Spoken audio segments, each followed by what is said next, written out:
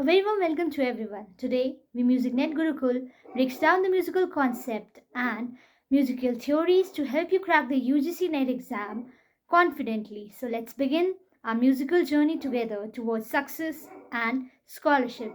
So today's topic is Prabandh, Kutub, Vrind, Vagyakar. Prabandh निबद्ध व अनिबद्ध गान दो भेद है। निबद्ध अर्थात ताल में बंधा हुआ व अनिबद्ध जो ताल में ना बंधा हो। प्राचीन समय में निबद्ध गायन के अंतर्गत प्रबंध वस्तु रूपक थे। प्रबंध का अर्थ गीत शैलियों से है। भारतीय संगीत में प्राचीन काल से ही समय समय पर विभिन्न गीत शैलियों का प्रचार रहा। मतंग मुनि ने बृहददेशी में 49 प्रबंधों का वर्णन किया है। शारंगदेव ने अपने काल में प्रबंधों के 3 वर्गों में वर्गीकृत किया गया है। सूर्ण प्रबंध, अलिक्रम प्रबंध, विप्र कीर्ण प्रबंध। प्राचीन समय में प्रबंध के 6 अंग माने गए हैं। स्वर के बिना प्रबंध गाया नहीं जा सकता, अतः स्वर का स्थान मुख्य है। विरुद्ध में ऐसे शब्द होते थे जो नायक की स्तुति के लिए प्रस्तुत किए जाते थे। नायक का अर्थ है जिसे गायन के लिए किया जा रहा हो, जैसे भगवान की स्तुति, किसी राजा की स्तुति। पद शब्दों को कहते थे। इसमें नायक के गुणों की चर्चा की जाती थी। उनकी वीरता, दया, दान आदि गुणों का वर्णन होता है।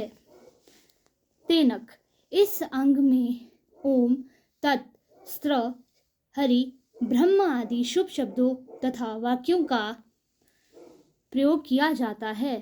पाठ का अर्थ है ताल वाद्यों पर बजने वाले वर्ण समूह। ताल वाद्य गायन के साथ बजाए जाते थे। इन वाद्यों के जो बोल होते थे, उन बोलों का उच्चारण पाठ कहलाता था। जैसे धिन, तक, धा, थुम, थिंग आदि। ताल, प्रत्येक प्रबंध ताल से बद्ध रहता था। इसके तालों के अलग अलग व एक सी होती थी। प्रबंध की जाति व अंग। मेदिनी 6 अंक की, आनंदिनी 5 अंक की, विपनी 4 अंक की, भानिनी 3 अंक की और तारावली 2 अंक की। प्रबंध के 4 धातु थे। उद्ग्रह, यह सर्वप्रथम भाग है। उसे ध्रुव को शुरू करने से पूर्व गाया जाता है। ध्रुव गीत के उस भाग को कहा जाता है जो गीत के अंत में बार बार गाया जाता था। आधुनिक युग में हम इसे स्थाई कहते हैं।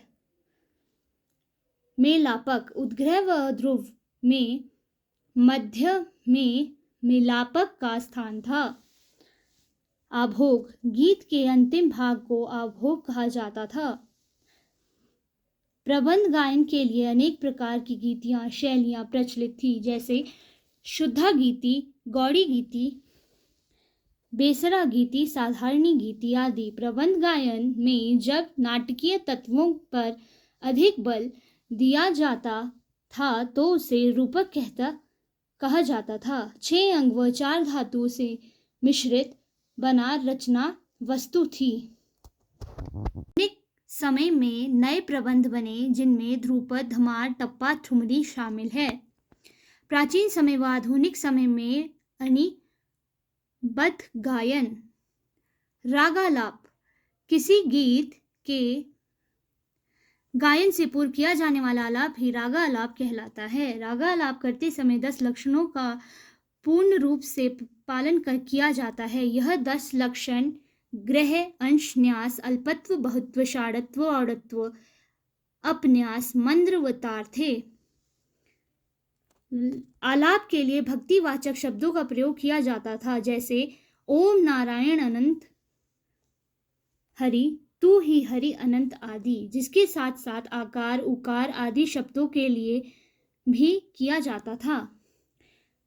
रूप का लाप में 10 लक्षणों के साथ साथ राग के स्वरूप को भावुक दृष्टिकोण से प्रस्तुत किया जाता था। इस आलाप में गायक को आलाप से भिन्न भिन्न भाग करके दिखाने पड़ते थे। रूप का आलाप में राग का स्वरूप व भावनाएं दोनों एक साथ दिखानी पड़ती थी। रूप का आलाप में गीत के बोल नहीं होते थे। आलाप्ती गायन में राग के स्वरूपों को पूर्ण रूप से व्यक्त किए जाते था। इसके लिए राग लक्षणों के साथ साथ आविर्भाव, तिरोभाव, अल्पत्व आदि का प्रयोग किया जाता था। आलाप्ती के 2 भेद है। रागालाप्ती, स्वरों का प्रयोग से राग का तिरोभाव किया जाता था। फिर राग वाचक स्वर लगाकर आविर्भाव किया जाता था। इसमें स्वस्थान नियमों का पालन किया जाता था। रागालाप्ती तालबद्ध नहीं होकर लयबद्ध होती थी।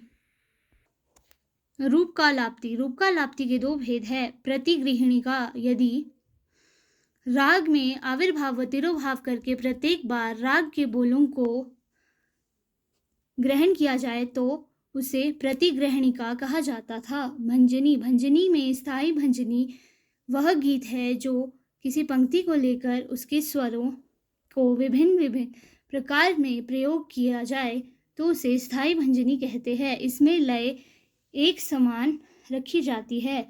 रूपक भंजनी में पूरे गीत को एक साथ स्थायी भंजनी के समान गाया जाए तो वह रूपक भंजनी कहलाती है। स्वस्थान नियम, आलाप करते समय कुछ नियमों का पालन किया जाता है। इनमें नियमों के अंतर्गत संपूर्ण राग क्षेत्र 4 भागों में बांटा जाता है। अंश स्वर, धृयर्ध स्वर, द्विगुण स्वर, धृयर्ध व द्विगुण से बना अर्ध स्थित स्वर।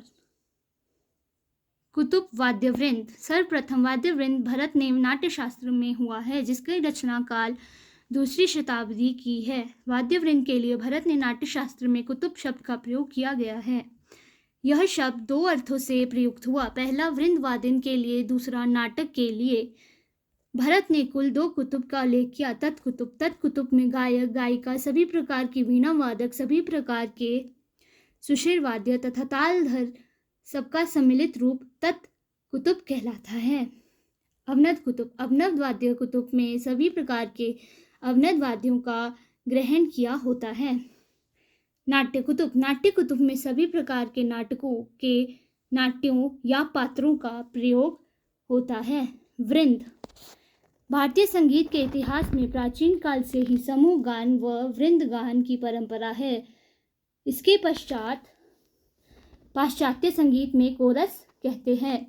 ब्राह्मणों द्वारा किसी मंत्र का उच्चारण करना तथा मंदिरों के सामूहिक प्रार्थना वृंद गान के अंतर्गत आता है। गायकों व वादकों द्वारा सामूहिक गान रूप है जो संगीत प्रयुक्त किया जाता है उसे वृंद गान कहते हैं। भरत ने वृंद के 3 वृंद प्रकार बताए। उत्तम वृंद, इसमें 4 प्रमुख गायक होते हैं जिनके साथ 8 सहायक गायक होते हैं, 12 गायकियां होती है, 4 वृंद वादक तथा वंशी वादक होते हैं। मध्य वृंद, इसमें 2 मुख्य गायक होते हैं, 4 सहायक, 6 गायिका, 2 वंशी वादक तथा 2 वृंद वादक होते हैं। कनिष्ठ वृंद, इसमें 1 मुख्य गायक, 2 सहायक होते हैं, 3 गायिका होती है और 1 वंशी वादक व मृदंग वादक होते हैं। गायकियों के उत्तम वृंद में 2 मुख्य गायकियां, 10 सह गायकियां व 2 वंशी वादक व मृदंग वादक होते हैं। गायकियां मध्य वृंद में 1 मुख्य गायिका, 4 सह गायकियां, 1 वंशी वादक व मृदंग वादक होते हैं। कनिष्ठ वृंद में गायकों तथा संगीतकारों वाद्यों की संख्या और भी कम होती है। वाग्यकार। प्राचीन काल में वाग्यकार वह है जो पद रचना व स्वर रचना दोनों कलाओं में प्रवीण होता था। वाग्य का अर्थ वाक जमा गेय, वाक का आशय है पद तथा गेय का आशय है संगीत, अतः यह दोनों मिलकर वाग्यकार कहलाता है। संगीत रत्नाकर में एक